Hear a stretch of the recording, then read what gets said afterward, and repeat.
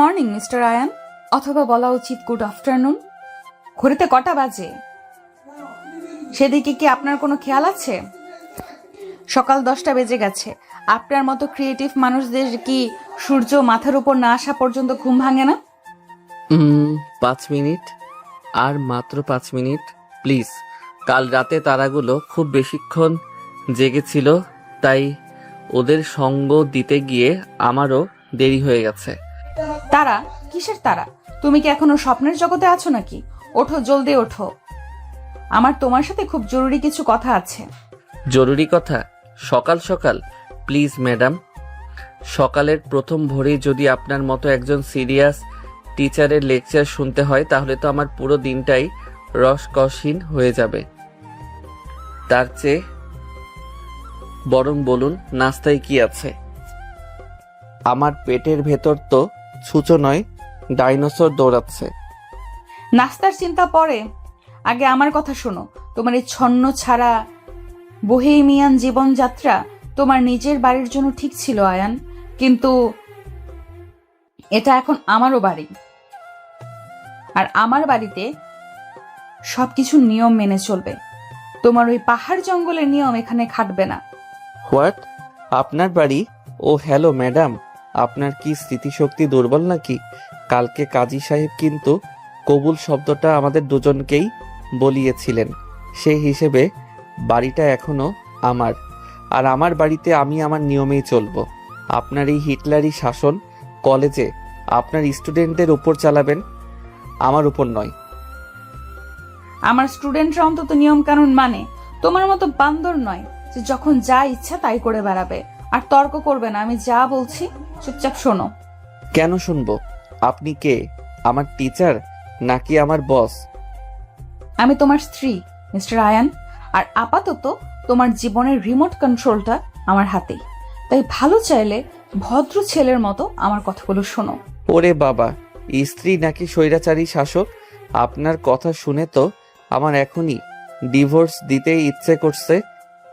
সেই ইচ্ছেটা আপাতত 1 বছরের জন্য তুলে রাখো। এখন এই কাগজগুলো মনোযোগ দিয়ে পড়ো এবং নিচে সই করো।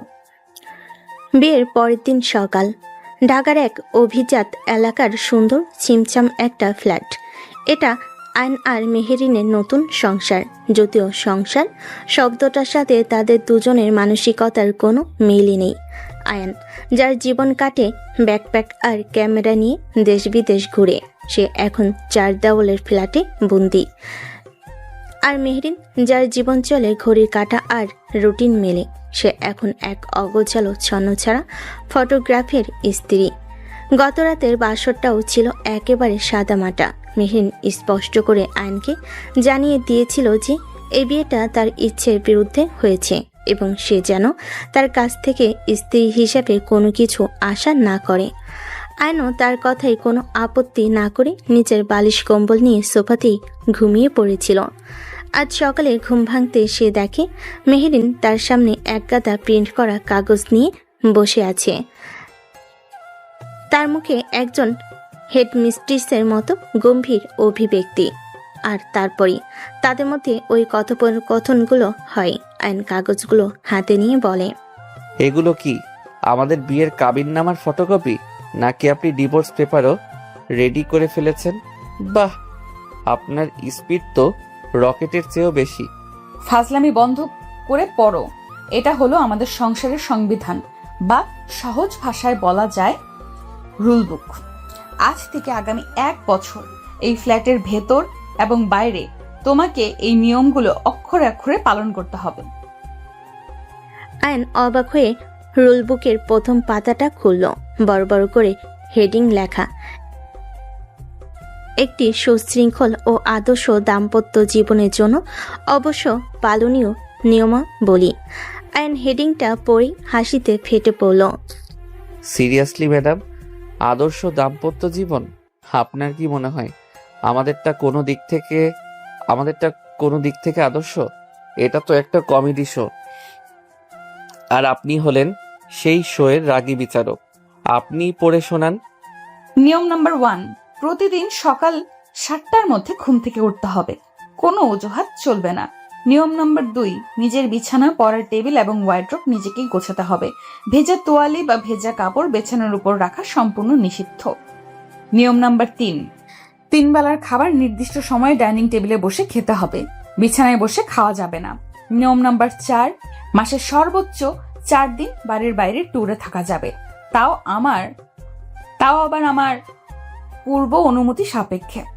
নিয়ম নাম্বার 5, কোনো রকম আজে বাজে বন্ধু বান্ধব নিয়ে আড্ডা দেওয়া চলবে না। আর নিয়ম নাম্বার 6, রুলবুকে এরকম মোট 25টা নিয়ম লেখা। আইন যত শুনছে তার চোখ দুটো ততই বড় বড় হয়ে যাচ্ছে। ম্যাডাম, আমার কয়েকটা প্রশ্ন ছিল। বলো। এই যে নিয়ম নম্বর 1 লিখেছেন সকাল 7টায় ঘুম থেকে উঠতে হবে। আচ্ছা, কোনো দিন যদি রাতে আমায় ফিরতে দেরি হয় বা আমি অসুস্থ থাকি, সেদিনও কি এই নিয়ম প্রযোজ্য? হ্যাঁ, নিয়ম সবার জন্য সমান।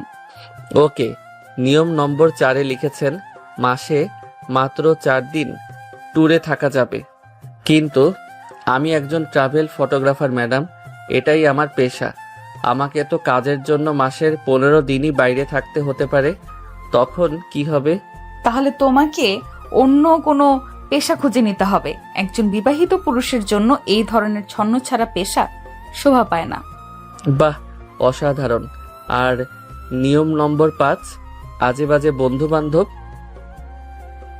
আমার কোন বন্ধুটা আজে বাজে, সেটার সার্টিফিকেটও কি আপনার কাছ থেকেই নিতে হবে? অবশ্যই। বুঝেছি ম্যাডাম।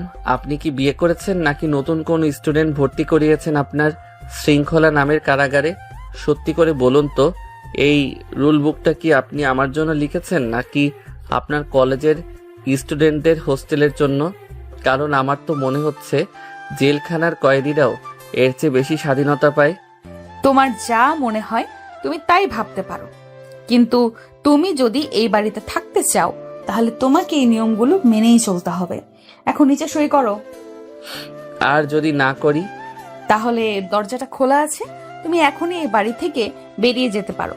আমি বাবাকে বলে দেব তার আদর্শ ছেলে বিয়ের পরের দিনই তার মেয়েকে ফেলে পালিয়ে গেছে। আইন বুঝতে পারল সে খুব খারাপ ভেবে ফেসে গেছে। এই মুহূর্তে মেহরিনের সাথে জেদ করে জেতা যাবে না। ঠিক আছে ম্যাডাম, আমি সই করব। আপনার এই ঐতিহাসিক সংবিধানে আমি আমার নামটা স্বর্ণাক্ষরে লিখে দিতে চাই। সে কলমটা নিয়ে সই করার জন্য উদ্যত হলো। কিন্তু আমারও একটা শর্ত আছে। তোমার আবার কিসের শর্ত? আমার শর্ত হলো, আপনি যখনই আমার উপর কোনো নিয়ম চাপানোর চেষ্টা করবেন তার আগে আপনাকেও আমার একটা চ্যালেঞ্জ গ্রহণ করতে হবে। চ্যালেঞ্জটা খুব সাধারণ। আমি আপনাকে আমার তোলা যে কোনো একটা ছবি দেখাবো। আপনাকে বলতে হবে সেই ছবিটার পেছনের গল্পটা কি। যদি আপনি সঠিক বলতে পারেন তাহলে সেই দিনের জন্য আমি আপনার সব নিয়ম মেনে চলব। আর যদি না পারেন তাহলে সেই দিনের জন্য আমি আমার নিজের রাজা। আমার উপর আপনার কোনো নিয়ম খাটাবেন না। রাজি? মেহরিন কিছুক্ষণ ভাবলো। তার কাছে চ্যালেঞ্জটা খুব শিশুসুলভ মনে হলো। একটা ছবি দেখে গল্প বলা, এমনকি আর কঠিন কাজ। ঠিক আছে, আমি তোমার চ্যালেঞ্জে রাজি। গুড। এই যে সই করে দিলাম, তাহলে আজকের চ্যালেঞ্জটা হয়ে যাক। সে তার মোবাইল থেকে একটা ছবি বের করে মেহরিনের সামনে ধরল। ছবিটা একটা পাহাড়ের চূড়ায় তোলা, যেখানে এক বৃদ্ধ লোক আকাশের দিকে তাকিয়ে হাসছেন। তার চামড়ায় হাজারো ভাঁজ, কিন্তু চোখে অপার শান্তি। বলুন তো ম্যাডাম, এই ছবিটার গল্পটা কি? এ আর এমন কি কঠিন? কোন এক বৃদ্ধ লোক পাহাড়ে ঘুরতে গেছে আর তুমি তার ছবি তুলেছো। হয়তো সে তার জীবনের শেষ সময়ে এসে প্রকৃতির কাছাকাছি হতে চাইছে। ভুল। মানে আপনার উত্তরটা ভুল ম্যাডাম। এই লোকটা কোনো ট্যুরিস্ট নয়। এই লোকটার নাম শের সিং। উনি এই পাহাড়ের চূড়াতেই থাকেন একা, কারণ 30 বছর আগে এক ভূমিধসে উনি ওনার পুরো পরিবারকে হারিয়েছেন। কিন্তু উনি পাহাড়টাকে ছেড়ে যাননি, কারণ উনি বিশ্বাস করেন ওনার স্ত্রী আর সন্তানরা ওই পাহাড়ের আকাশেই তারা হয়ে আছেন। তাই উনি প্রতিদিন সন্ধ্যায় আকাশের দিকে তাকিয়ে তাদের সাথে কথা বলেন। আয়নের এই গল্পটা শুনে মেহেরিনের ভেতরটা কেমন যেন মোচড় দিয়ে উঠল। তো ম্যাডাম, যেহেতু আপনি চ্যালেঞ্জে হেরে গেছেন, সেহেতু আজকের দিনের জন্য আপনার কোনো রুল বুক আমার উপর প্রযোজ্য নয়। তার মানে আমি এখন ঘুমাবো। আর হ্যাঁ, আমার কফিটা যেন ঠিক 11টায় আমার বিছানায় চলে আসে, চিনি ছাড়া। Good night again. এই বলে সে সোফার দিকে হেঁটে গেল এবং ধপাস করে শুয়ে পড়ল। মেহরিন স্তব্ধ হয়ে দাঁড়িয়ে রইল। সে বুঝতে পারছিল যে ছেলেটাকে সে শুধু একজন অগোছালো ছন্নছাড়া বাউন্ডলে ভেবেছিল, তার জগৎটা আসলে অনেক বেশি গভীর, অনেক বেশি মায়াময়। আর তার সাথে এই বুদ্ধির লড়াইয়ে জেতাটা তার জন্য খুব একটা সহজ হবে না। সে যখন ভাবছে এই অদ্ভুত ছেলেটাকে নিয়ে সে কি করবে। ঠিক তখনই পাশের রান্নাঘর থেকে মিষ্টি হাসির শব্দে সে বাস্তবে ফিরল। কি রে আয়ান, এর মধ্যেই ঘুমিয়ে পড়লি? আর মেহেরিন মা, তুমি এখানে একা দাঁড়িয়ে আছো কেন? আসো আমার সাথে ড্রয়িং রুমে আসো।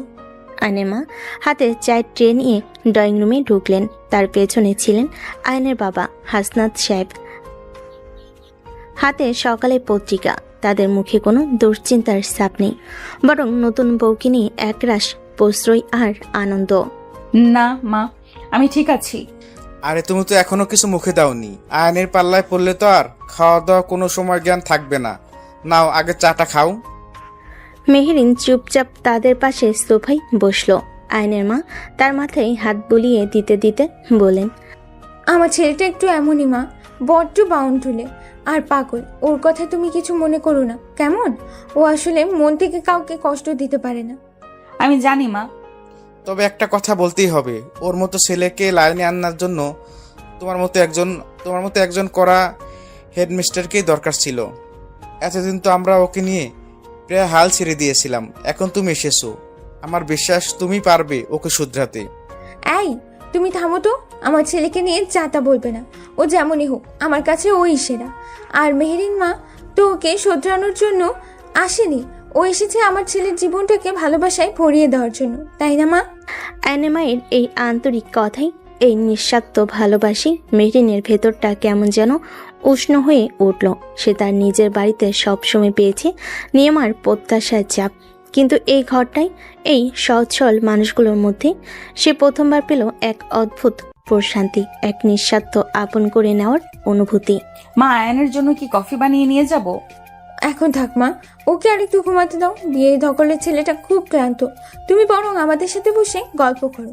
তোমার কথা তো কিছুই শোনা হলো না। মেহরিন তার শাশুড়ির দিকে তাকিয়ে হাসলো। তার মনে হলো আয়নের জগৎটা হয়তো অগোছালো, কিন্তু তার পরিবারটা ঠিক তার বিপরীত, খুবই গোছানো, খুবই সুন্দর আর ভালোবাসায় পরিপূর্ণ। আর এই সুন্দর জগৎটার অংশ হতে তার কেন জানি একটুও খারাপ লাগছিল না। সকালে সেই চ্যালেঞ্জ পূর্বের পর থেকে বাড়ির পরিবেশটা বেশ থমথমে। আইন 11টায় ঘুম থেকে ওঠার পর তার চ্যালেঞ্জ যে তার আনন্দে সারাদিন মেহেরিনের আশেপাশে ঘুরে তাকে নানাভাবে বিরক্ত করার চেষ্টা করছে। আর মেহেরিনও সুযোগের অপেক্ষায় আছে কখন সে আয়নের উপর তার কৃতিত্বটা আবার প্রতিষ্ঠাতা করতে পারবে। আয়ন মেহেরিনের পড়ার ঘরে উকি দিয়ে বলে, কি ম্যাডাম, খুব পড়াশোনা হচ্ছে নাকি? কিসের উপর গবেষণা করছেন? How to control your husband in 10 days? তুমি যদি এখন এখান থেকে না যাও তাহলে আমি how to file a divorce case in 10 minutes এই বিষয়ের ওপর গবেষণা শুরু করতে বাধ্য হব। বাব্বা, কি সাংঘাতিক হুমকি! আয়ন ভেতরে ঢুকে তার পড়ার টেবিলের সামনে দাঁড়ালো। আচ্ছা, একটা কথা বলুন তো ম্যাডাম, আপনি কি সারাদিন শুধু এই শুকনো বইয়ের পাতাই উল্টাবেন? চলুন না বিকেলে বাইরে থেকে কোথাও ঘুরে আসি। আজ বিকেলে আকাশটা কিন্তু খুব সুন্দর হবে মনে হচ্ছে, ছবি তোলার জন্য একেবারে পারফেক্ট। আমার কোনো আগ্রহ নেই, আর তাছাড়া একজন বিবাহিত এবং দায়িত্বশীল পুরুষের কি সারাক্ষণ এইভাবে ঘুরে বেড়ানো শোভা পায়? তোমার তো এখন সংসার নিয়ে ভাবা উচিত, তাই না? সংসার নিয়ে তো আমিই ভাবছি, কিন্তু সংসার তো আর শুধু ভাবলেই চলে না, পেটেও তো কিছু দিতে হয় নাকি? দুপুর হয়ে গেল, এখনো রান্না বান্নার কোনো নামগন্ধই নেই। আপনার মা তো আজ আত্মীয়ের বাড়ি গেছেন, আজ আমাদের কি হবে ম্যাডাম? আমরা কি আজ অনাহারে মারা যাব? ঠিক, এই সুযোগটারই অপেক্ষায় ছিলাম আমি। সে চেয়ার ছেড়ে উঠে দাঁড়ালো, তার চোখে মুখে এক ধূর্ত হাসি। চলো আমার সাথে। আপনার সাথে কি আজ আমাকেও উপোস করতে হবে নাকি? না। সে আয়ানের হাত ধরে প্রায় টেনে নিয়ে রান্নাঘরের দিকে যেতে যেতে বলল, আজ তুমি রান্না করবে। হোয়াট? আমি রান্না করব? আপনি কি সিরিয়াস ম্যাডাম? আমি তো আমার জীবনে এক কাপ চাও বানাইনি। আপনি আমাকে দিয়ে রান্না করানোর কথা ভাবছেন কিভাবে? কারণ আমি তোমাকে দায়িত্বশীল বানাতে চাই, আর দায়িত্বশীল হওয়ার প্রথম ধাপটাই হলো নিজের খাবারের ব্যবস্থা নিজে করা। আজ দুপুরে তুমি আমাদের দুজনের জন্য রান্না করবে, এটাই তোমার জন্য আমার আজকের চ্যালেঞ্জ। পারবে তো? কিন্তু আমি তো কিছুই পারি না। তাহলে শিখে নাও। মেহেরিন ফ্রিজ থেকে কিছু সবজি আর মুরগির মাংস বের করে দিল। তোমার হাতে যে স্মার্টফোন আছে, ইন্টারনেট আছে, ইউটিউবে লক্ষ লক্ষ রান্নার ভিডিও আছে, দেখে দেখে রান্না করো। আমি ঠিক 1 ঘন্টা পর আসবো। যদি দেখি খাবার রেডি হয়নি, তাহলে কিন্তু আজকের রাতের জন্য তোমার কপালে কোনো খাবার জুটবে না। এই বলে সে একটা বিজয়ী হাসি হেসে রান্নাঘর থেকে বেরিয়ে গেল। আয়ন হতভম্ব হয়ে কাঁচা মুরগি আর সবজির দিকে তাকিয়ে রইল। এ তো দেখি হিটলারের চেয়েও ভয়ঙ্কর। এ তো আমাকে না খাইয়ে মারার প্ল্যান করেছে। ঠিক আছে ম্যাডাম, আপনিও দেখবেন আয়ান রহমান কি জিনিস। আমিও আজ এমন রান্না করব যা খেয়ে আপনি আপনার আঙুল পর্যন্ত চাটতে বাধ্য হবেন। এরপর শুরু হলো আয়নের মিশন কিচেন। সে তার দামি DSLR ক্যামেরাটা এক পাশে রেখে কোমরে অ্যাপ্রন বেঁধে, যদিও সেটা উল্টো করে পড়েছে, ইউটিউবে চিকেন কারি ফর বিগিনার্স লিখে সার্চ দিল। ওকে, প্রথমে পেঁয়াজ কাটতে হবে। এর এমন কি কঠিন কাজ? সে পেঁয়াজ কাটতে গিয়ে তার জীবনের প্রথম কান্নার অভিজ্ঞতা লাভ করলো। তার চোখ দিয়ে অঝরে জল পড়ছে, নাক দিয়ে পানি গড়াচ্ছে। ধুর ছাই, এই পেঁয়াজের সাথে আমার কিসের শত্রুতা? এই তো দেখি রান্নার আগেই আমাকে কাঁদিয়ে ছাড়ছে। অনেক যুদ্ধ করে পেঁয়াজ কাটার পর সে এবার মুরগির মাংস ধুতে গেল, কিন্তু সে এত জোরে কল ছেড়েছে যে পানির ছিটা আর মাংসের টুকরো ছিটকে গিয়ে পুরো রান্নাঘর একাকার। ইউটিউবের নির্দেশ মতো সে কড়াইতে তেল দিয়ে তাতে পেঁয়াজ ছালো, কিন্তু সে জানে না তেলটা যথেষ্ট গরম হওয়ার আগে সে পেঁয়াজ দিয়ে দিয়েছে, ফলে পেঁয়াজ ভাজা না হয়ে সেদ্ধ হতে শুরু করলো। ব্যাপারটা কি? ভিডিওতে তো দেখালো পেঁয়াজগুলো সোনালী রঙের হবে, আমারগুলো এমন ফ্যাকাশে হয়ে আছে কেন? মনে হচ্ছে রক্ত শূন্যতায় ভুগছে। সেবার চুলার আঁচ বাড়িয়ে দিল। তারপর পরই ঘটল বিপত্তি। অতিরিক্ত আঁচে পেঁয়াজগুলো সোনালি না হয়ে সরাসরি কালো কয়লায় পরিণত হলো, আর সেই পোড়া গন্ধ ছড়িয়ে পড়ল পুরো বাড়িতে। বসার ঘর থেকে চিৎকার করে, আয়ান, কিসের গন্ধ বের হচ্ছে? তুমি কি রান্না করছো নাকি বাড়িতে আগুন লাগিয়ে দিয়েছো? আরে না না, কিছু না। এটা একটা স্পেশাল স্মোকি ফ্লেভার আনার নতুন টেকনিক, আপনি বুঝবেন না। সে পোড়া পেঁয়াজগুলো ফেলে দিয়ে আবার নতুন করে রান্না শুরু করলো। এবার মশলা দেওয়ার পালা, কিন্তু হলুদের গুঁড়ো, মরিচের গুঁড়ো আর জিরে গুঁড়ো এই 3টে বয়ামের মধ্যে সে গুলিয়ে ফেল। সে হলুদের বদলে কড়াইতে ঢেলে দিল প্রায় 3-4 চামচ মরিচের গুঁড়ো।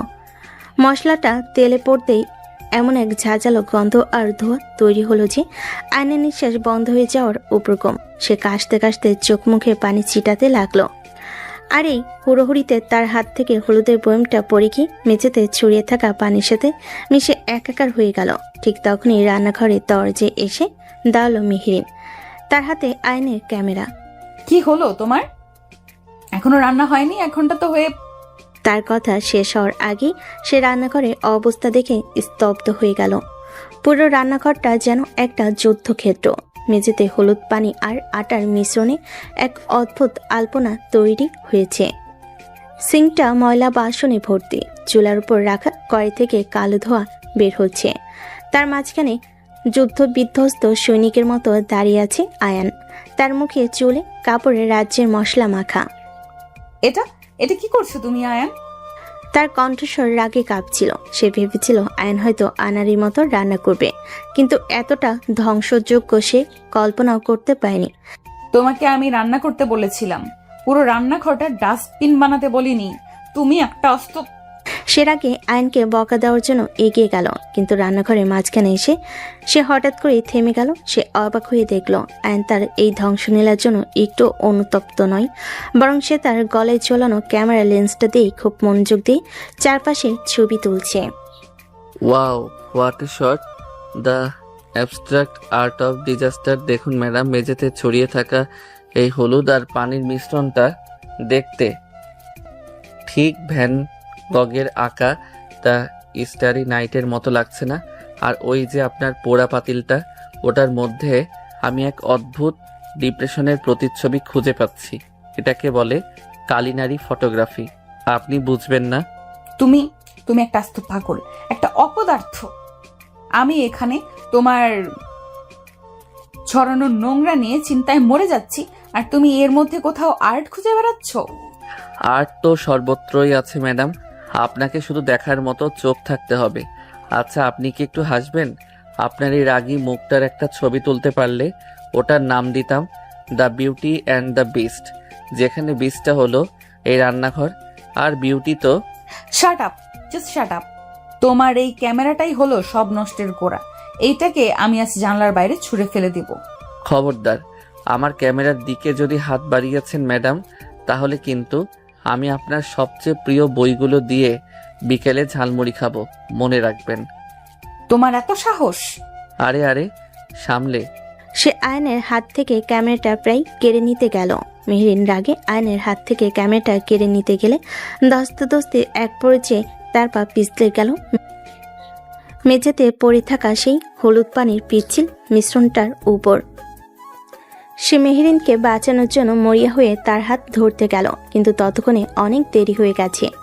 মেহরিনের পতনের টানে সে নিজেও ভারসাম্য রাখতে পারল না।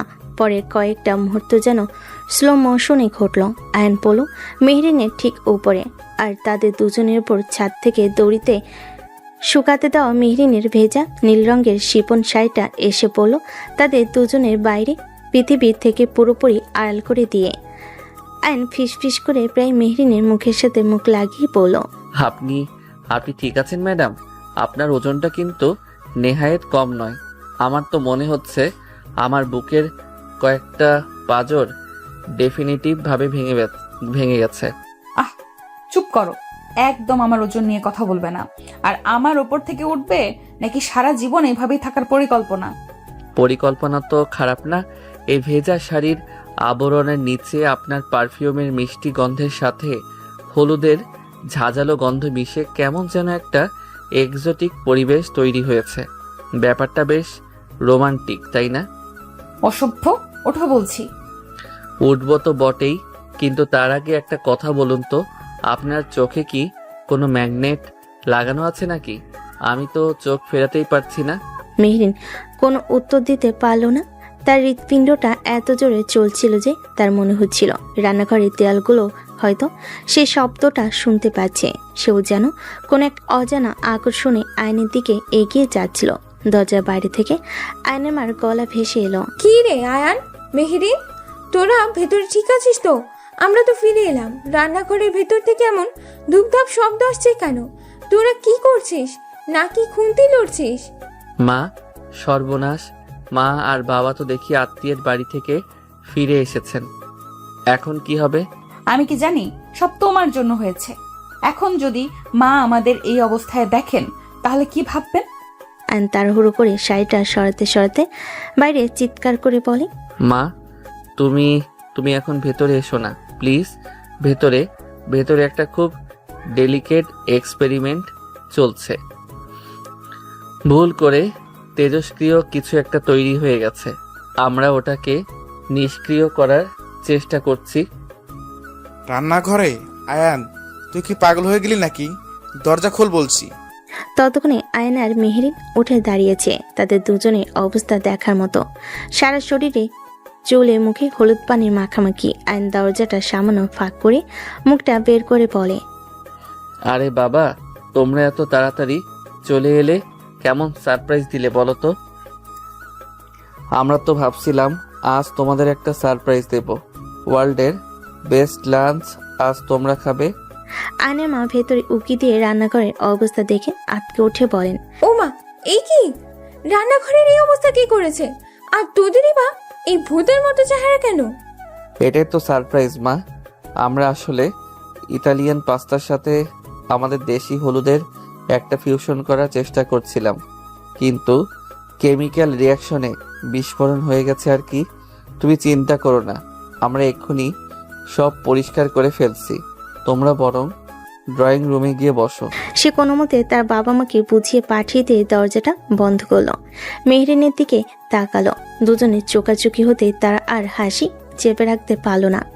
এতক্ষণে সব রাগ, সব উত্তেজনা, সব বিব্রতকর পরিস্থিতি ছাপিয়ে তারা দুজনে একসাথে হো হো করে হেসে উঠল।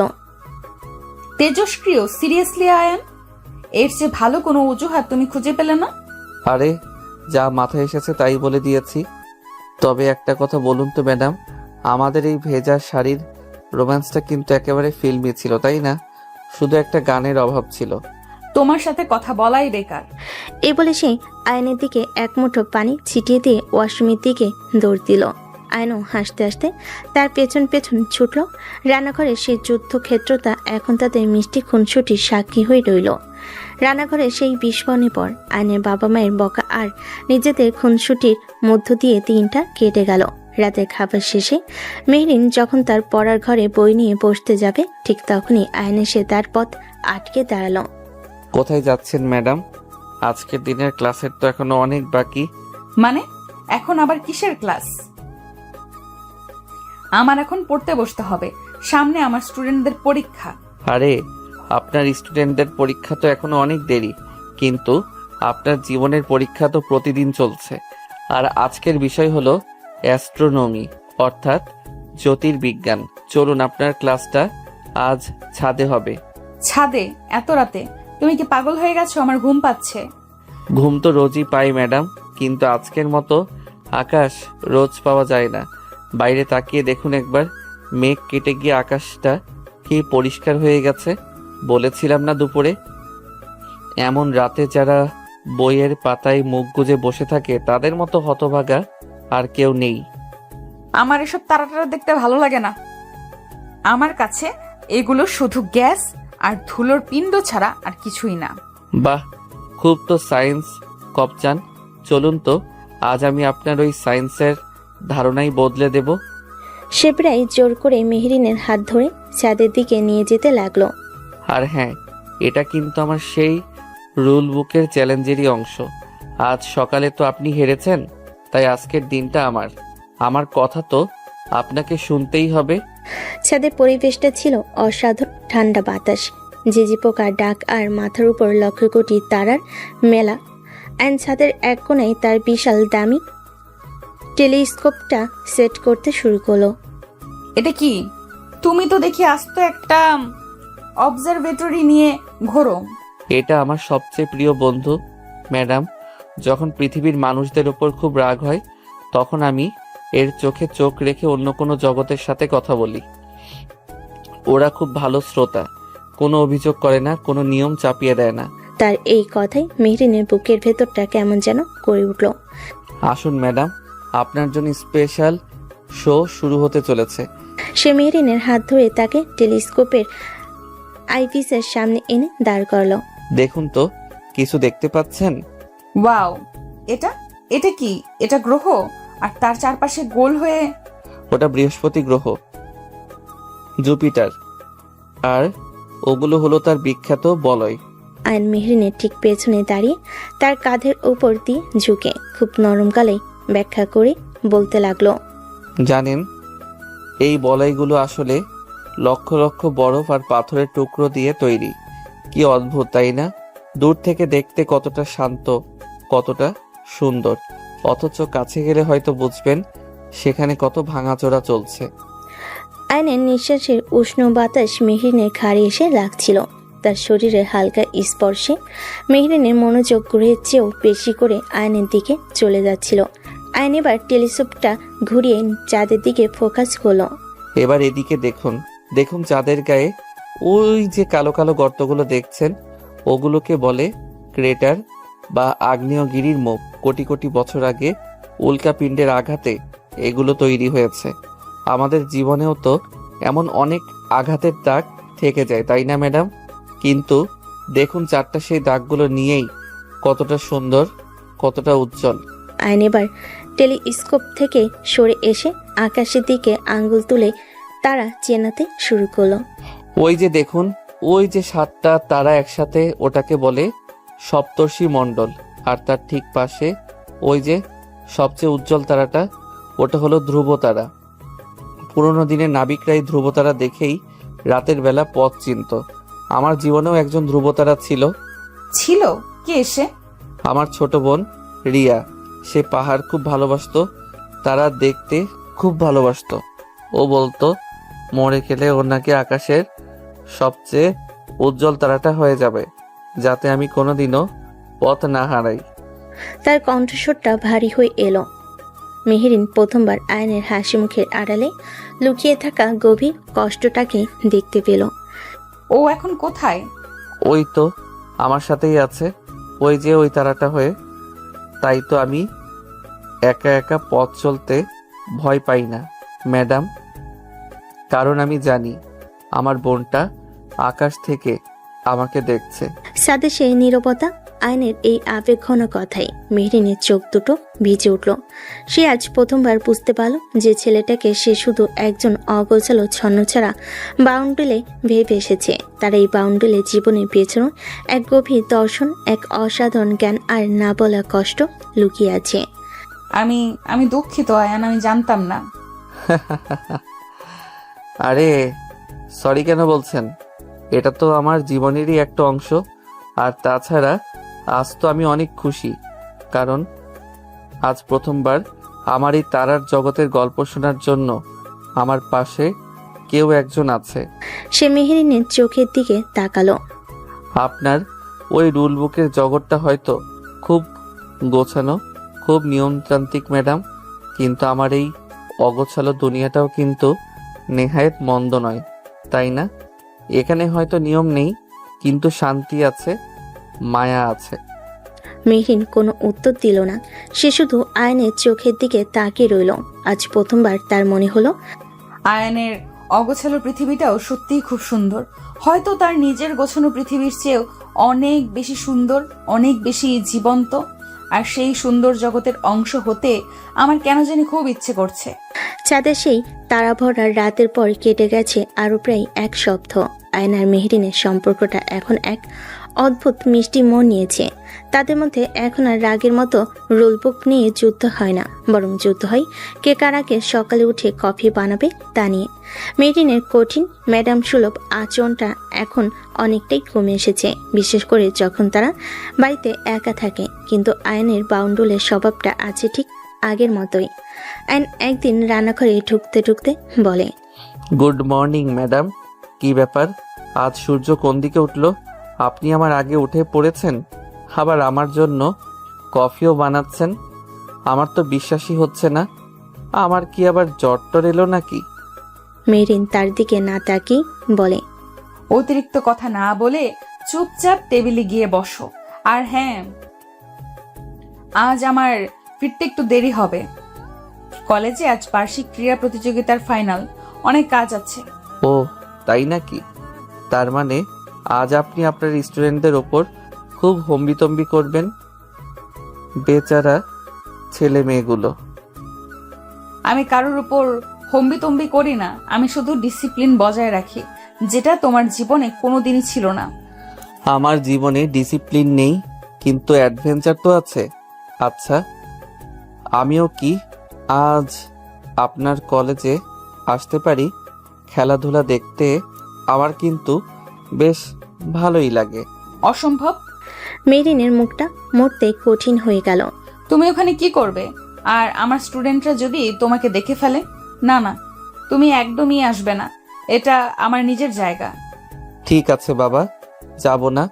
আপনি তো এমনভাবে রিয়াক্ট করলেন যেন আমি আপনার কলেজে গিয়ে বোমা ফাটানোর পরিকল্পনা করছি। যান, আপনি আপনার ডিসিপ্লিন নিয়েই থাকুন, আমি আমার অ্যাডভেঞ্চার নিয়েই থাকবো। বিকেল 4টা।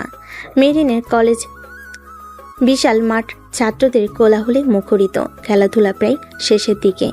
মেহরিন অন্যান্য শিক্ষকদের সাথে পুরস্কার বিতরণের জন্য মঞ্চের পাশে দাঁড়িয়ে গেল। সে বেশ ব্যস্ত এবং কিছুটা ক্লান্ত। ঠিক তখনই কলেজের মেন গেট দিয়ে একটা রয়্যাল এনফিল্ড বাইক তীব্র শব্দ করে ভেতরে ঢুকলো। বাইকটা চালাচ্ছিল আয়ন। তার পরনে একটা কালো লেদার জ্যাকেট, চোখে সানগ্লাস, চুলগুলো বাতাসে উঠছে। তাকে দেখতে ঠিক সিনেমার নায়কদের মতো লাগছিল। তার এই আশঙ্কিক এবং নাটকীয় আগমনে মাঠের সমস্ত ছাত্রছাত্রীদের মনোযোগ মুহূর্তের মধ্যেই সেদিকে ঘুরে গেল। এক ছাত্র বলে, ওই দেখ, কি হিরোর মতো এন্ট্রি নিল রে। আরে উনি তো মেহেরিন ম্যাডামের হাজব্যান্ড, তাই না? আমি ওনাদের বিয়ের ছবি ফেসবুকে দেখেছিলাম। এই কথা শোনার সাথে সাথে বিশেষ করে মেয়েরা প্রায় চিৎকার করে উঠল। মেরিন শব্দ শুনে পেছনে ফিরে আয়নকে দেখতে পেল। তার মুখটা বিস্ময়, রাগে আর আতঙ্কে ফ্যাকাশে হয়ে গেল। এই ছেলেটা এখানে কি করছে? আমি না ওকে আসতে বারণ করেছিলাম? আয়ন বাইকটা একপাশে পার্ক করে হেলমেটটা খুলে একটা দুষ্টু হাসি দিয়ে মেহেরিনের দিকে হাত নাড়ালো। ভাব নিয়ে মাঠের মাঝখান দিয়ে হেঁটে মেহরিনের দিকে এগিয়ে আসতে লাগলো। কিন্তু সে বেশি দূর এগোতে পারল না। তার আগে মেহরিনের ডিপার্টমেন্টের একদল ছাত্রছাত্রী তাকে ঘিরে ধরল। দুলা ভাই, আপনাকে তো ছবির চেয়েও বেশি হ্যান্ডসাম লাগছে। ম্যাডাম তো খুব লাকি। অ্যান্ড ছাত্রছাত্রীদের এই দুলাভাই সম্বোধনে বেশ মজা পেয়ে বলেন, ওয়ালাইকুম আসসালাম। আরে তোমরা সবাই কেমন আছো? পড়াশোনা ঠিকমতো করছো তো? তোমাদের ম্যাডাম কি খুব বেশি বকাঝকা করেন? আর বলবেন না দুলা ভাই, ম্যাডামের ভয়ে তো আমরা অতিষ্ঠ থাকি। আপনি আমাদের একমাত্র ভরসা। আপনি প্লিজ ম্যাডামকে একটু বলবেন আমাদের উপর একটু কম শাসন করতে। অবশ্যই বলবো। আজকেই বাড়ি গিয়ে তোমাদের ম্যাডামের ক্লাস নেব। আমি বলবো আমার ছোট ভাই বোনদের ওপর এত অত্যাচার করা চলবে না। তার এই মজাদার কথাই ছাত্রছাত্রীরা হাসিতে ফেটে পড়ল। তার আয়নের সাথে সেলফি তোলার জন্য প্রায় হুমড়ি খেয়ে পড়ল। দুলা ভাই, একটা সেলফি প্লিজ। দুলা ভাই এদিকে তাকান। এই চিৎকারে পুরো মাঠ সরগরম। মঞ্চের পাশে দাঁড়িয়ে মেহরিন রাগে অপমানে লজ্জায় প্রায় মাটির সাথে মিশে যাচ্ছিল। তার সহকর্মীরা তার দিকে তাকিয়ে মিটিমিটি হাসছে। তার কলেজের প্রিন্সিপাল পর্যন্ত ভুরুকুচকে এই দৃশ্য দেখছেন। তার এতদিনে বানানো কঠিন রাজবাড়ি শিক্ষিকার ইমেজটা যেন এক মুহূর্তে ধুলোই মিশে যাচ্ছে। এই ছেলেটাকে আমি আজ ছাড়বো না। সে হনহন করে হেঁটে ভিড়ের দিকে এগিয়ে গেল। এখানে কি হচ্ছে? তোমাদের সবার কি আক্কেল জ্ঞান লোপ পেয়েছে? এটা কি কোনো সেলিব্রিটি শো চলছে? যাও, সবাই নিজের জায়গায় যাও এক্ষুনি। মেহরিনের এই অহংকারী ম্যাডাম রূপ দেখে ছাত্রছাত্রীরা মুহূর্তে চুপ হয়ে গেল এবং ভয়ে ভয়ে সেখান থেকে সরে গেল। ভিড়টা সরে যেতে এসে আয়নের সামনে এসে দাঁড়ালো। তোমার সমস্যাটা কি আয়ান? আমি তোমাকে স্পষ্ট করে বারণ করেছিলাম না এখানে না আসতে? তাহলে কেন এসেছো? আমাকে সবার সামনে হাসির পাত্র বানানোর জন্য? হাসির পাত্র কেন? আমি তো ভেবেছিলাম আপনি সারপ্রাইজড হবেন, খুশি হবেন। আমি তো শুধু আপনার জন্য একটু ঠান্ডা কফি নিয়ে এসেছিলাম। সকাল থেকে এত পরিশ্রম করছেন তাই ভাবলাম। আমার জন্য তোমাকে এত ভাবতে হবে না। সে আয়নের হাত থেকে কফির বোতলটা প্রায় ছিনিয়ে নিল। এটা তোমার কাজের জায়গা নয়, এটা আমার কাজের জায়গা। আর এখানে আমার একটা সম্মান আছে, একটা পজিশন আছে। তোমার এই ধরনের ছেলে মানুষের আচরণ আমার সেই সম্মানটাকে নষ্ট করে দেয়। তুমি কি বোঝো না? ছেলে মানুষই? আমি কি এমন করলাম? আয়নের মুখের হাসিটা এবার মিলিয়ে গেল। তার আত্মসম্মানে আঘাত লেগেছে। আমি তো শুধু তোমার সাথে দেখা করতে এসেছিলাম মেহেরিন। তোমার ছাত্রছাত্রীরা আমাকে ভালোবেসে দুলাভাই বলেছে, আমার সাথে দুটো কথা বলেছে। এতে তোমার সম্মান নষ্ট হয়ে গেল। সম্মান কি এতই ঠুনকো জিনিস যে দুটো কথার বাতাসে নষ্ট হয়ে যায়? আর তাছাড়া আমি এখানকারই ছাত্র, আসতেই পারি। তুমি বুঝবে না আয়ান, তোমার তো কোনো নির্দিষ্ট কাজের জায়গা নেই, কোনো বসের অধীনে কাজ করতে হয় না, তাই তুমি প্রফেশনালিজম শব্দটার মানেও বোঝো না। ঠিক বলেছ, আমি হয়তো প্রফেশনালিজম বুঝি না, কিন্তু আমি ভালোবাসা শব্দটার মানে বুঝি। আর আমি এটাও বুঝি যে ভালোবাসার মানুষটাকে সবার সামনে অপমান করতে হয় না। এই বলে সে আর এক মুহূর্ত দাঁড়ালো না। সে কোনো দিকে না তাকিয়ে চুপচাপ তার বাইকের দিকে হেঁটে গেল। তারপর বাইকে স্টার্ট দিয়ে যে পথে এসেছিল সে পথেই তীব্র গতিতে বেরিয়ে গেল। মেহরিন স্তব্ধ হয়ে দাঁড়িয়ে রইল। সে বুঝতে পারছিল সে রাগের মাথায় আইনকে খুব বড় একটা আঘাত দিয়ে ফেলেছে। যে মানুষটা শুধু আমার জন্যই, আমাকে এক ঝলক দেখার জন্য এত দূর ছুটে এসেছিল, তাকেই আমি সবার সামনে অপমান করলাম। ধ্যাৎ। তার ভেতরটা তীব্র অনুশোচনায় ছেয়ে গেল। কলেজের এই ঘটনার পর মেরিন যখন বাসে ফিরল তখন পুরো বাড়িটা অস্বাভাবিক রকমের চুপচাপ। আইন তার আগেই ফিরে এসেছে, কিন্তু তার কোনো সারা শব্দ নেই। মেহরিন দ্বিধাগ্রস্ত পায় তাদের শোবার ঘরের দিকে এগিয়ে গেল। দরজার সামনে এসে সে দেখল দরজাটা ভেতর থেকে বন্ধ। আয়ান, তুমি ভেতরে আছো? দরজাটা খোলো প্লিজ, আমার তোমার সাথে কথা বলা দরকার। কিন্তু ভেতর থেকে কোনো উত্তর এলো না। সে শুধু শুনতে পেল ঘরের ভেতর থেকে কিছু একটা ঘষার মৃদু একটানা শব্দ আসছে। আয়ান প্লিজ, এমন করো না। আমি জানি আমি খুব অন্যায় করে ফেলেছি, আমি তোমাকে সবার সামনে ওভাবে আমার বলা উচিত হয়নি, আমি দুঃখিত। তবু কোনো সাড়া নেই। মেরিন হতাশ হয়ে দরজার সামনে বসে পড়ল। তার বুকের ভেতরটা তীব্র অপরাধ বোধে ভারী হয়ে আছে। সে বুঝতে পারছিল তার আজকের আচরণ আয়নের আত্মসম্মানে কতটা আঘাত করেছে। যে ছেলেটা সবসময় হাসি খুশি থাকে, তাকে এতটা চুপ হয়ে যেতে সে কোনোদিন দেখেনি। সেই রাতে মেরিন ড্রয়িং রুমের সোফাতেই ঘুমিয়ে পড়ল, কিন্তু তার ঘুম বারবার ভেঙে যাচ্ছিল। সে কয়েকবার দরজার কাছে গিয়ে আবারও ফিরে এসেছে। সে আয়নকে তার মতো করে থাকতে দিতে চেয়েছিল। ভোরের আলো ফোটার ঠিক আগে শব্দটা হঠাৎ করে থেমে গেল। কিছুক্ষণ পর শোবাঘরে দরজাটা খোলার শব্দ হলো। মেরিন চোখ খুলে দেখল আয়ন বেরিয়ে আসছে। তার সারা শরীরে, মুখে, চুলে নানা রঙের ছাপ। তার চোখ দুটো সারার জাগার কারণে টকটকে লাল, কিন্তু তার মুখে কোনো রাগ বা অভিমান নেই। আজ শুধু এক গভীর ক্লান্তি আর অন্যরকম এক প্রশান্তি। আয়ন মেহরিনকে সোফায় ঘুমিয়ে থাকতে দেখে বলে, তুমি এখানে ঘুমিয়েছিলে? তুমি তুমি সারা রাত ঘুমাওনি? ভেতরে কি করছিলে তুমি? কিছু না, সামান্য আঁকাআঁকি করছিলাম। এখন আমার খুব ঘুম পাচ্ছে। এই বলে সে আর দাঁড়ালো না। সে সোজা গেস্ট রুমে গিয়ে দরজা বন্ধ করে দিল। মেহরিন হতভম্ব হয়ে তার যাওয়ার পথের দিকে তাকিয়ে রইল। কিছুক্ষণ সে দ্বিধাগ্রস্ত পায়ে তাদের শোবার ঘরের দিকে এগিয়ে গেল। ভেতরে ঢুকে ঘরের দৃশ্যটা দেখে সে বাকরুদ্ধ হয়ে গেল। তার নিঃশ্বাস যেন কয়েক মুহূর্তের জন্য বন্ধ হয়ে গিয়েছিল। তাদের শোবার ঘরে যে দেওয়ালটা এতদিন ধরে সাদা ফাঁকা ছিল, সেই পুরো দেওয়ালটা জুড়ে এখন এক অসাধারণ জীবন্ত মুরাল। দেওয়ালের বাঁ দিকে আঁকা মেহরিনের জগৎ, সারি সারি বইয়ের তাক, ঘড়ির কাঁটা, জ্যামিতিক নকশা আর ফর্মুলায় ভরা এক গোছানো নিয়মতান্ত্রিক পৃথিবী। আর দেওয়ালের ডান দিকে আঁকা আয়ানের জগৎ, উড়ালতো ঢেউয়ের সমুদ্র, মেঘে ঢাকা পাহাড়ের চূড়া, খোলা আকাশে উড়ন্ত পাখি, আর হাতে ক্যামেরা নিয়ে দাঁড়িয়ে থাকা এক বোহেমিয়ান ভ্রমণকারী। দুটো জগৎ সম্পূর্ণ ভিন্ন, দুটো মেরুর। কিন্তু সবচেয়ে অবাক করার বিষয় হলো দেওয়ালের ঠিক মাঝখানে এই দুটো ভিন্ন জগৎকে এক করে দিয়েছে অসম্ভব সুন্দর একটা পাথরের ব্রিজ।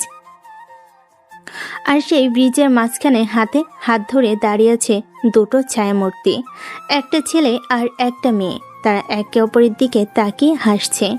পুরো মোরালটা এতটাই জীবন্ত, এতটাই আবেগঘন ছিল যে মেহরিনের চোখ দিয়ে অঝরে জল পড়তে লাগলো।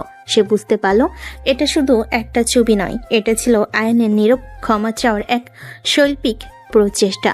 সে কোনো ঝগড়া করেনি, কোনো অভিযোগ করেনি। সে তার সমস্ত কষ্ট, সমস্ত অভিমান আর তাদের দুজনের ভিন্ন জগৎকে এক করার আকুতিটা ঢেলে দিয়েছে এই রঙের ক্যানভাসে।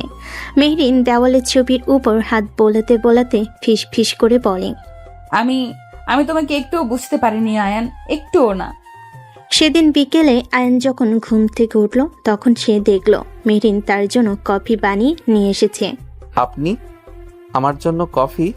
তোমার দেওয়ালটা আমি দেখেছি আয়ান, ওটা অসাধারণ, আমার জীবনের দেখা শ্রেষ্ঠ শিল্পকর্ম। ধন্যবাদ।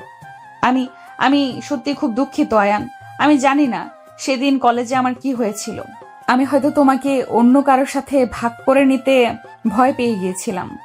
আমার ছাত্রছাত্রীরা যখন তোমাকে দুলাভাই বলে ঘিরে ধরেছিল তখন আমার খুব ভালো লেগেছিল, কিন্তু পরক্ষণেই আমার ভেতরটা কেমন যেন ঈর্ষায় জ্বলে উঠেছিল। আমার মনে হয়েছিল তুমি শুধু আমার। তোমার ওই হাসি মুখ, তোমার ওই মজার কথা, সব কিছু শোনার অধিকার শুধু আমার। আমি শুধু স্বার্থপরের মতো আচরণ করে ফেলেছিলাম।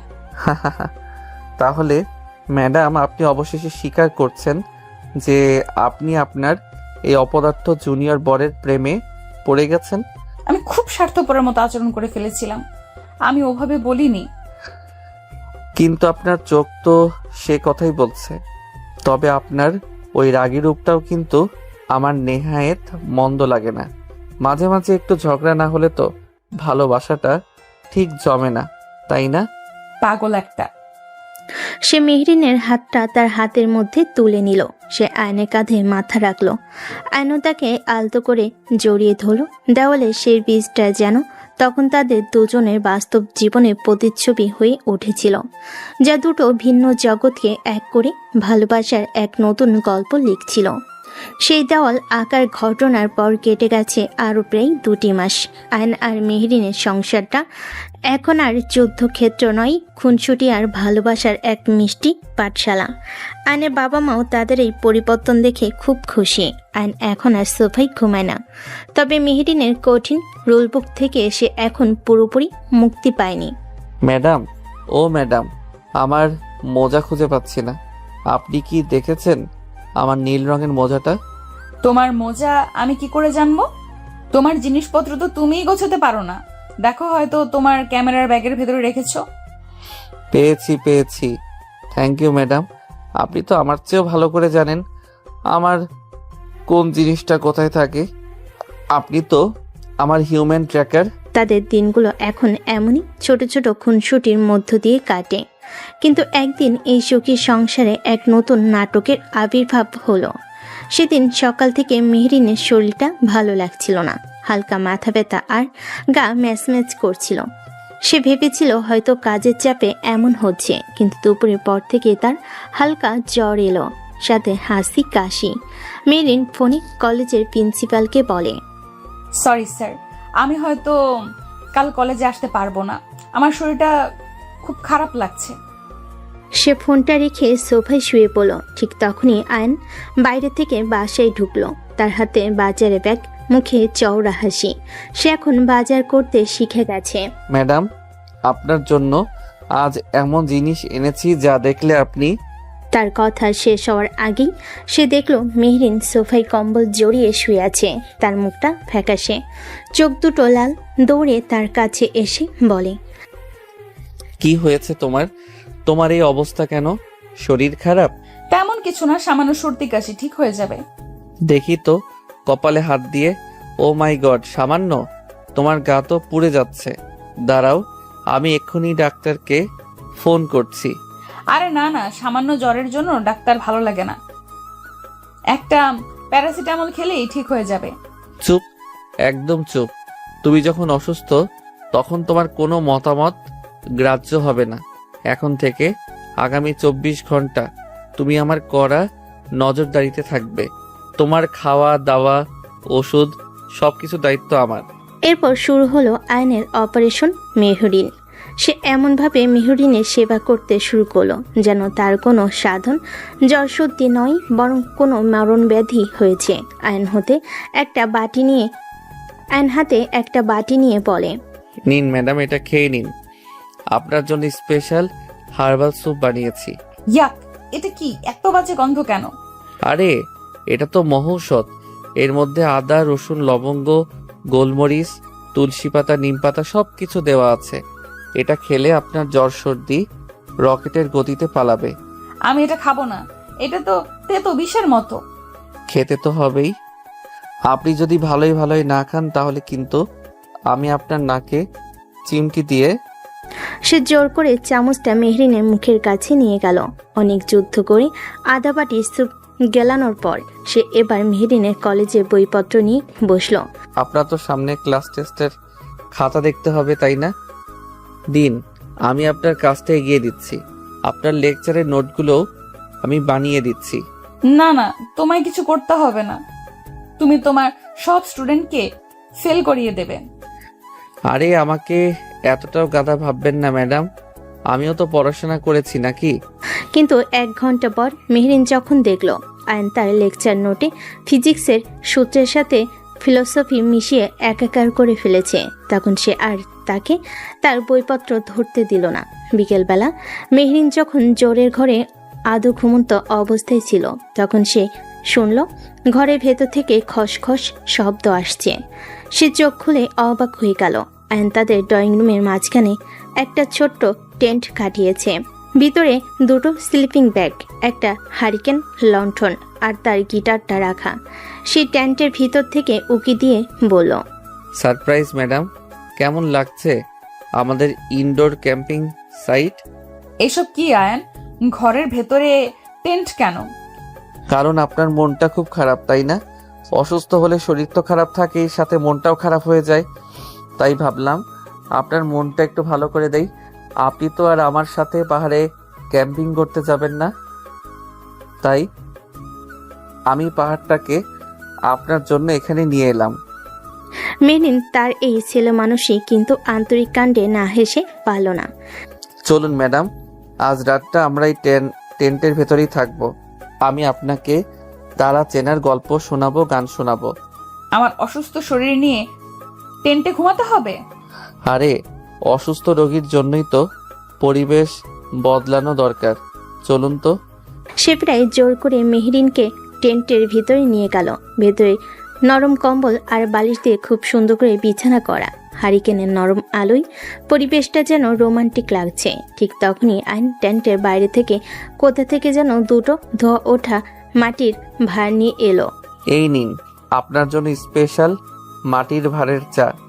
অসুস্থ শরীরে এটার কোনো তুলনাই হয় না। এটা তুমি কোথায় পেলে? আরে আমাদের বাসার কাছে একটা টং দোকান আছে, ওখানকার মামার হাতের চা অমৃত। আমি তো প্রতিদিন বিকেলবেলা ওখানেই আড্ডা দেই। তার দুজন টেন্টের ভিতর বসে মাটির ভারে করে চা খেতে লাগলো। চায়ের মাটির সোদা গন্ধ আর হেরিকেনের আলো সবকিছু মিলে এক অদ্ভুত ভালো লাগার অনুভূতি হচ্ছিল মেহেরিনের। আইন হঠাৎ করেই বলল, জানেন ম্যাডাম, এই মাটির ভাঁড়ের চা দেখলেই আমার ছোটবেলার কথা মনে পড়ে যায়। আমরা তখন গ্রামে থাকতাম। শীতের সকালে বাবা আমাকে নিয়ে মেলায় যেতেন, আর সেখানে গিয়ে আমি বায়না ধরতাম মাটির ভাঁড়ে করে চা খাবো। তাই তোমার ছোটবেলা তো তাহলে খুব মজার ছিল। ছিল তো বটেই। আপনার ছোটবেলা কেমন ছিল ম্যাডাম? আপনিও কি আমার মতোই দুষ্ট ছিলেন, নাকি একেবারে প্রথম থেকেই হেড মিস্ট্রেস? আমি কোনোদিনই তোমার মতো দুষ্ট ছিলাম না আয়ান। আমি ছিলাম খুব শান্ত, খুব একা। বাবা মায়ের একমাত্র মেয়ে। তাদের সব প্রত্যাশা ছিল শুধু আমাকে ঘিরেই। আমাকে সব সময় ক্লাসে ফার্স্ট হতে হবে, সেরা স্কুলে পড়তে হবে, সেরা রেজাল্ট করতে হবে। এই ছিল আমার জীবন। আমার কোনো বন্ধু ছিল না। আমার খেলার সাথী ছিল শুধু আমার বইগুলো। এই প্রথমবার মেহরিন আয়নের সামনে তার কঠিন ম্যাডাম সত্তা ছেড়ে তার ভেতরের একাকী সাধারণ মেয়েটার মতো করে কথা বলল। আয়নও খুব মনোযোগ দিয়ে তার কথা শুনছিল। তাহলে তো আপনার ছোটবেলাটা খুব বোরিং ছিল ম্যাডাম। ছিল হয়তো, কিন্তু এখন আর নেই। কেন? কারণ এখন আমার জীবনে তোমার মতো একটা দুষ্ট বন্ধু এসেছে, যে আমার বোরিং জীবনটাকে রঙিন করে তুলেছে। এই সহজ আন্তরিক স্বীকারোক্তিতে আয়নের ভেতরটা আনন্দে ভরে গেল। সে কিছু না বলে তার গিটারটা হাতে তুলে নিল এবং একটা নরম মিষ্টি সুর বাজাতে শুরু করলো। সেই সুরের সাথে সেই মাটির ভারের চায়ের গন্ধ মিলেমিশে তাদের সেই ছোট্ট টেন্টের ভেতরটা যেন পৃথিবীর সবচেয়ে সুখী জায়গায় পরিণত হলো।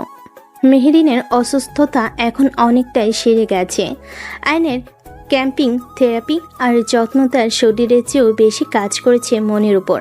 তাদের সম্পর্কটা এখন আর শুধু স্বামী স্ত্রীর খুনসুটিতে সীমাবদ্ধ নেই, বরং পরিণত হয়েছে এক গভীর বন্ধুত্বে। তারা এখন একে অপরের সাথে তাদের ছোট ছোট আনন্দ কষ্ট সবই ভাগ করে নিতে শুরু করেছে।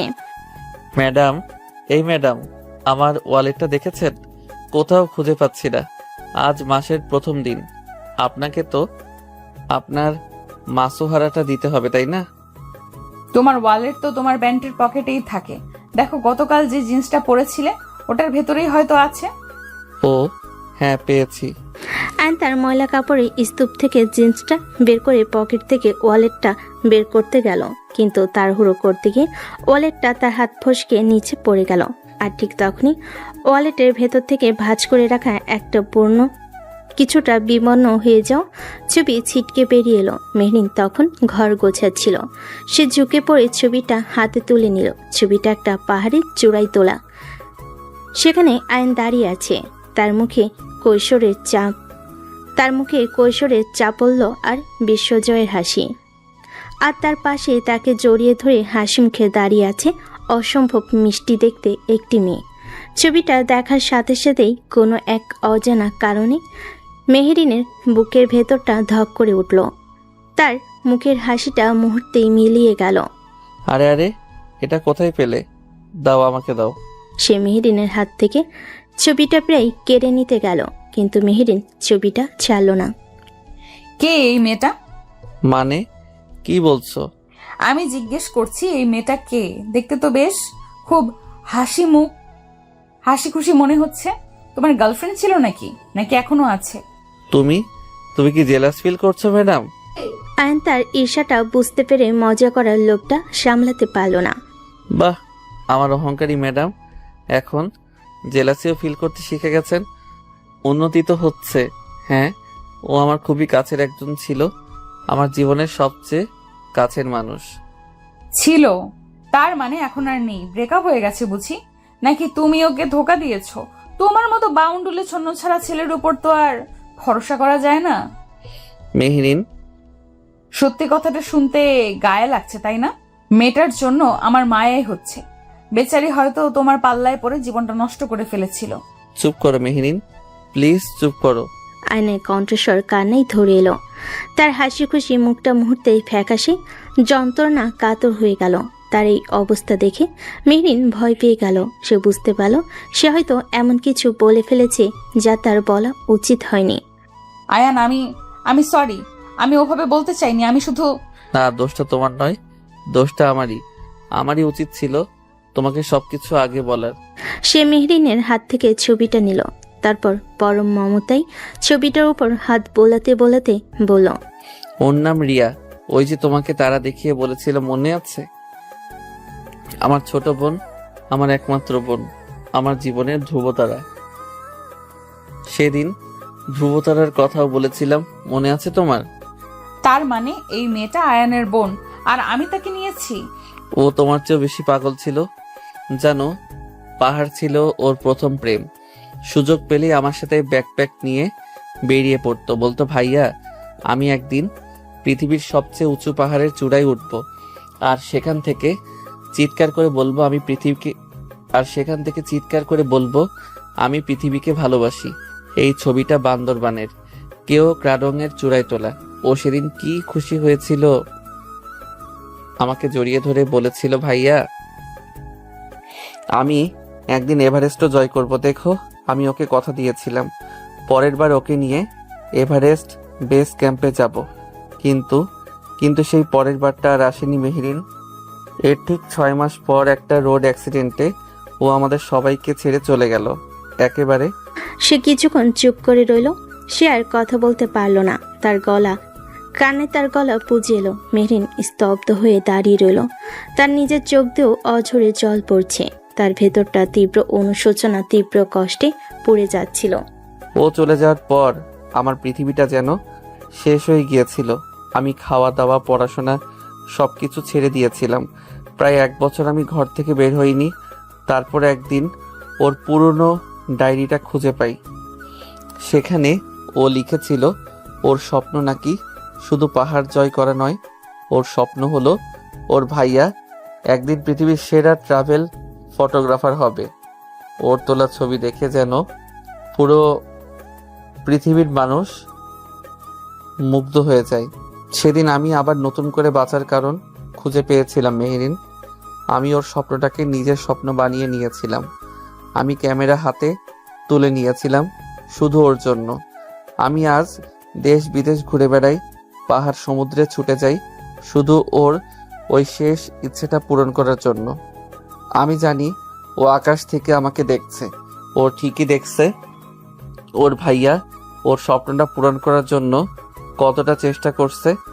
আয়ান, আমি জানি না আমি তোমাকে কি বলে ক্ষমা চাইবো। আমি খুব খুব অন্যায় করে ফেলেছি, প্লিজ আমাকে মাফ করে দাও। আরে পাগলি, তুমি তো কিছুই জানতে না। ওদিন একটু বলেছিলাম, কিন্তু পুরো বিষয়টা তো তুমি জানতে না। এতে তোমার কোনো দোষ নেই, বরং ভালোই হয়েছে। অনেকদিন পর আজ আমি রিয়ার কথাগুলো কাউকে মন খুলে বলতে পারলাম।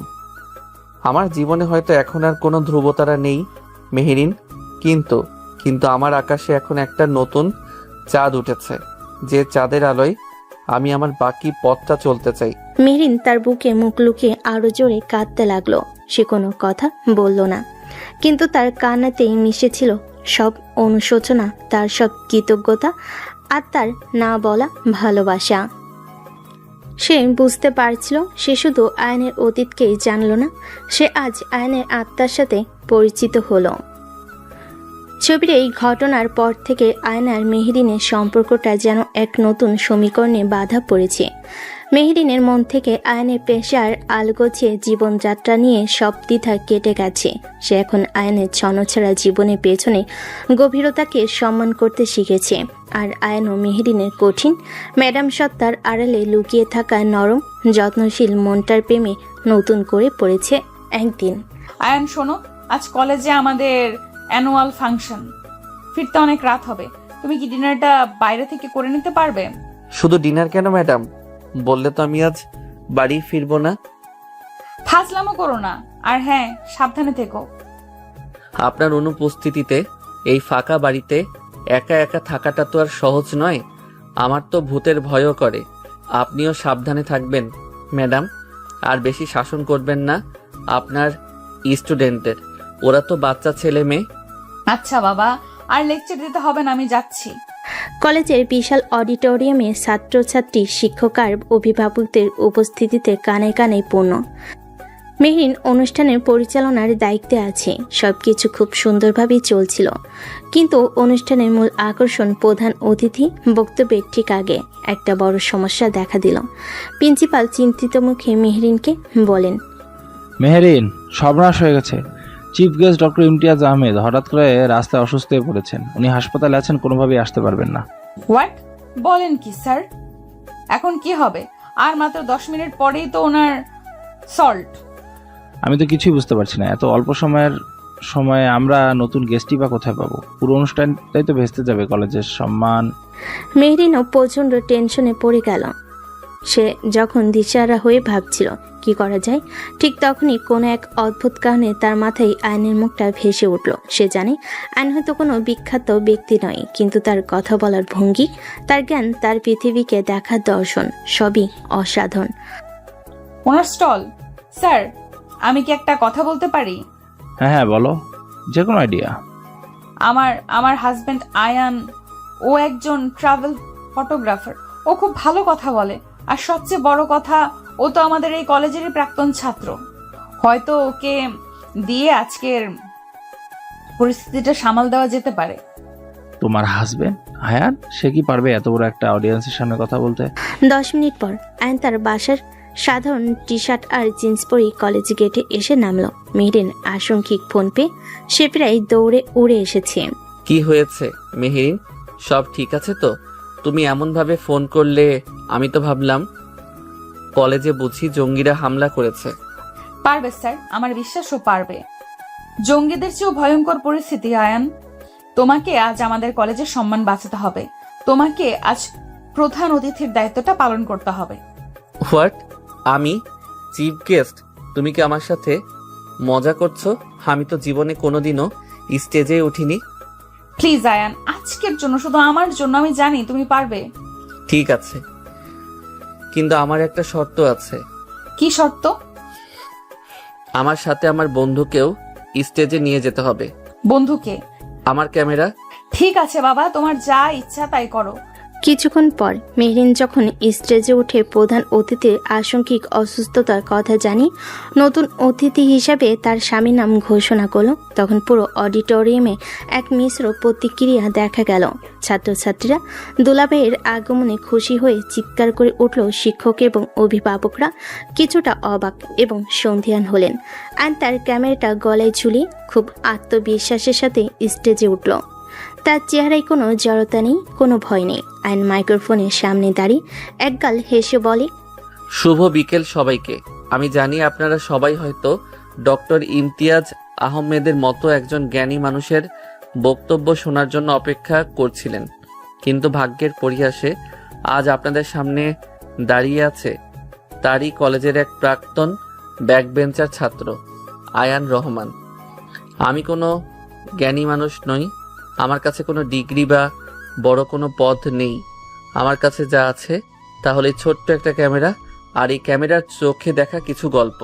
আপনাদের কোনো লেকচার দিতে আসিনি, আমি এসেছি আমার সেই গল্পগুলো শোনাতে। এই ছবিটা আমি তুলেছিলাম নেপালের অন্নপূর্ণা বেস ক্যাম্প থেকে।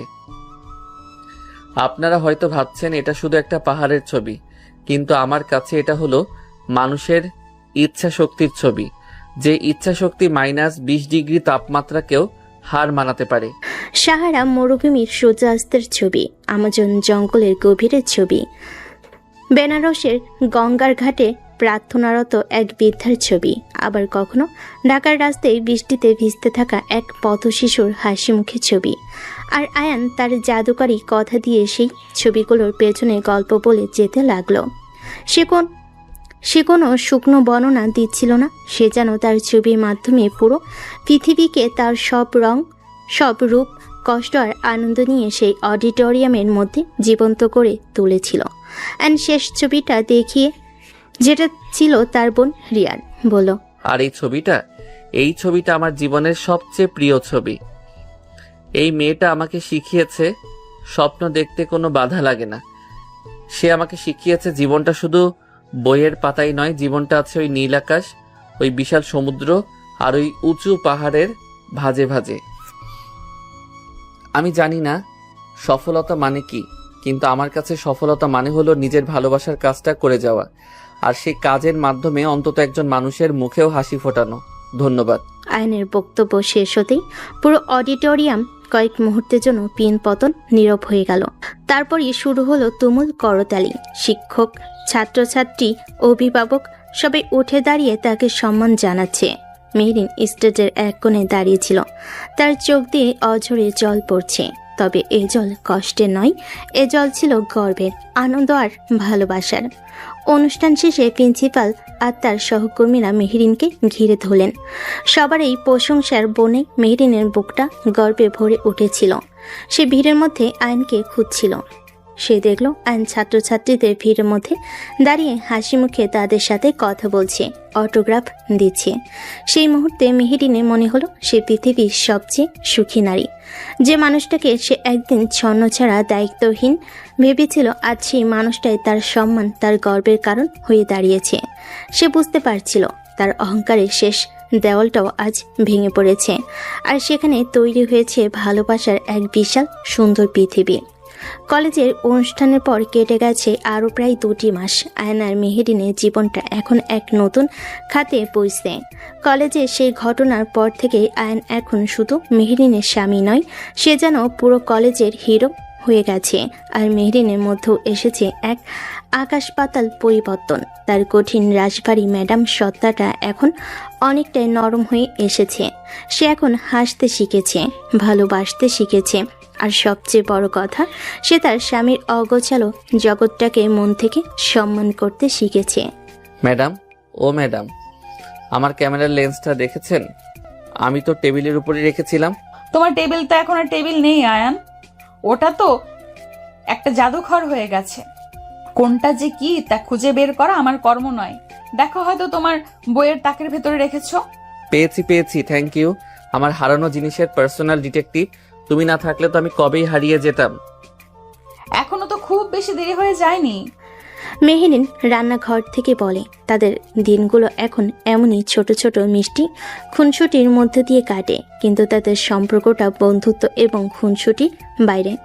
ভালোবাসার সেই গভীর স্তরটাকে এখনো স্পর্শ করতে পারেনি। তারা এখনো এক ছাদের নিচে থেকেও দুটো ভিন্ন বিছানায় ঘুমায়। তাদের মধ্যে সব কিছু আছে, শুধু স্বামী স্ত্রীর সেই পবিত্র অধিকারটা ছাড়া। সেদিন সন্ধ্যেবেলা আয়ন যখন বাসে ফিরল, তখন তার হাতে একটা বড় খাম, তার মুখে বিশ্বজয়ের হাসি। মেহরিন, কোথায় তুমি? তোমার জন্য একটা বিশাল সারপ্রাইজ আছে। কি হয়েছে? এত খুশি খুশি লাগছে কেন? লটারি জিতেছো নাকি? লটারির চেয়েও বড় কিছু। মনে আছে আমি মাস কয়েক আগে ন্যাশনাল জিওগ্রাফিকের একটা ফটোগ্রাফির প্রতিযোগিতায় আমার কিছু ছবি পাঠিয়েছিলাম? হ্যাঁ মনে আছে। তারপর? তারপর হলো এই, আমি সেই প্রতিযোগিতায় সাউথ এশিয়া জোন থেকে প্রথম হয়েছি, আর এটা হলো আমার পুরস্কারের টাকা। ও মাই গড আয়ান, এটা তো অনেক টাকা। আমার বিশ্বাসই হচ্ছে না। কংগ্রেচুলেশন। কি সরি আয়ান, আমার জন্য তোমাকে অনেক কষ্ট পেতে হয়েছে, তাই না? আমার অহংকার, আমার জেদ, সবকিছুই তোমাকে। আমার জীবনের সব রুল বুক তো তুমি কবেই ছিঁড়ে ফেলেছো আয়ান। এখন আমার একটাই নিয়ম, আর সেটা হলো তুমি। আমি তোমাকে ভালোবাসি মেহেরিন, আমার জীবনের চেয়েও বেশি। আয়ান কি করছো? নামাও আমাকে। আমিও তোমাকে ভালোবাসি, আমার বোহেমিয়ান বর।